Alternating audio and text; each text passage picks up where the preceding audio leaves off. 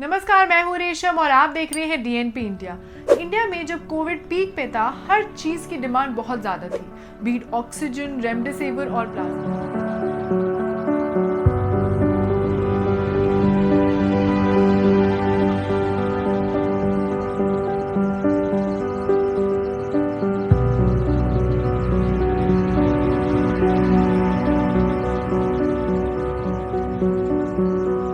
तो आपने देखी कुछ चंद रिक्वेस्ट फॉर प्लाज्मा और सोशल मीडिया पे बहुत से लोगों ने इसके लिए गुहार लगाई है और इस एक पर्टिकुलर चीज़ के लिए तो लाखों इंडिविजुअल्स को ज़रूरत पड़ी ही पड़ी है।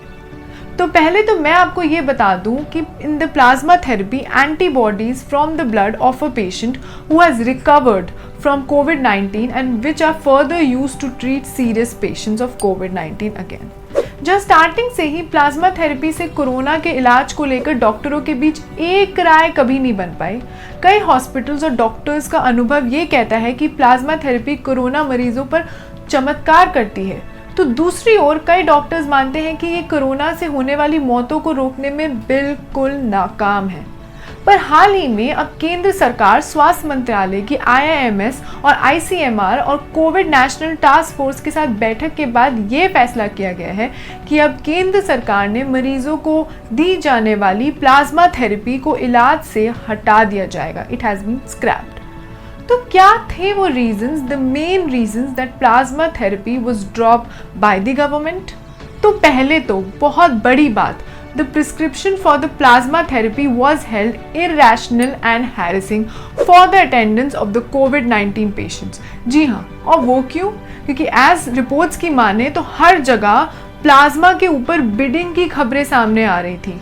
एज जो अटेंडेंट्स थे उनको हर जगह उन डोनर्स को ढूंढना पड़ रहा था जिनके ज़्यादा एंटीबॉडीज़ हैं, और ये डोनर्स ढूंढने के बाद भी ये थेरेपी कोई इतनी इफ़ेक्टिव साबित नहीं हो रही थी। इतनी मेहनत करने के बाद भी कोई ऐसे रिजल्ट नहीं आ रहे थे।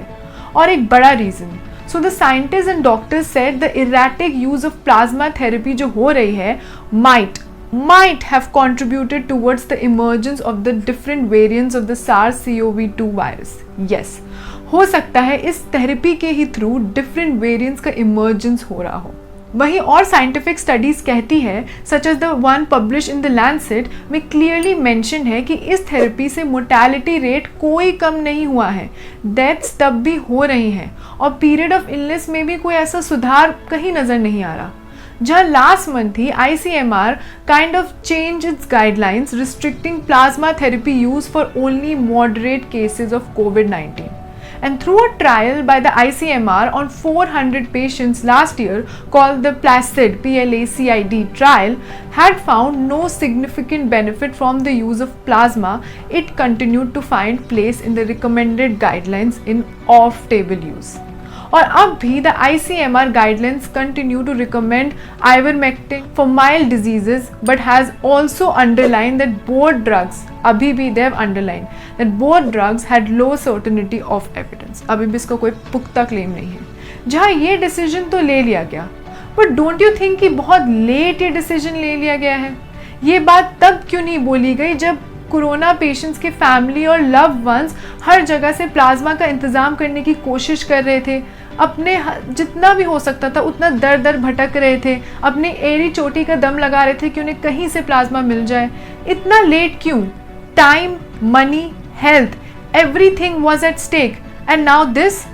आपके लिए इस सब पे क्या कहना है? Don't you think it's way too late now? Please give your insights on this topic. We really need to know your opinion on this. So keep watching DNP India.